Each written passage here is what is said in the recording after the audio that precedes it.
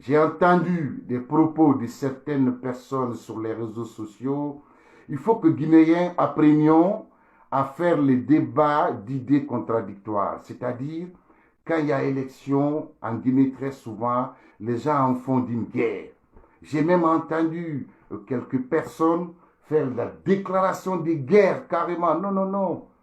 Il n'y a pas de guerre.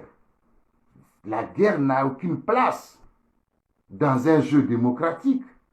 Tu as choisi, tu es pour un candidat, mais soutiens ce candidat. Mais expose les qualités de ton candidat. Défends ton candidat avec d'arguments. Va dans un débat contradictoire, d'argument contre argument. Il n'y a pas de guerre. Non, monsieur KPC n'est pas ici candidat pour faire la guerre. Non, il est candidat pour être élu. Voilà, donc il faut que les gens comprennent, moi qui parle et d'autres qui aussi soutiennent la partie adverse, le camp adverse, tous ne pouvons pas aller voter.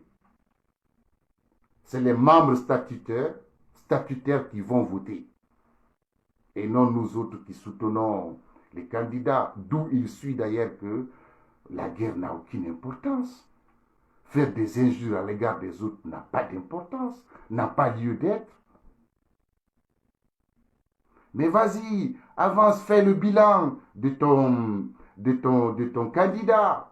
Prouve de quoi il est capable, prouve de quoi il a été capable en exercice depuis 4 ans. C'est aussi simple que ça. Montre, dis-nous, explicite ici, sa volonté de vouloir faire développer le football de son pays. Puisque les gens peuvent avoir la volonté et ne pas avoir la compétence. Sont donc deux choses distinctes. Il faut le savoir. Moi, je ne doute nullement pas de la volonté de M.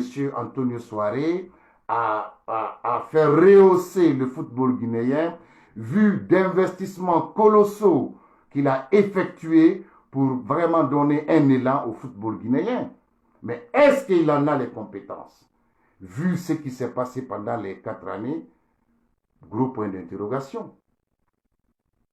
Oui, on peut bien avoir la volonté de vouloir faire quelque chose et ne pas avoir la compétence. Et puis, on peut avoir aussi l'opportunité de prouver. Il a eu l'opportunité, mais 4 années se sont découlées pour vraiment un résultat que je considère médiocre. Pour un résultat renfermant d'éléments honteux. Oui, on a pris la honte. Je vous dis, c'est ce fait de recruter des gens qui n'avaient pas droit de jouer alors qu'ils avaient joué, donc qui avaient été repérés. C'est ce fait qui a fait qu'il n'a pas été élu là avant-hier au Maroc. Je suis certain. C'est là-bas, c'est pas la Guinée. On est au Maroc, attention.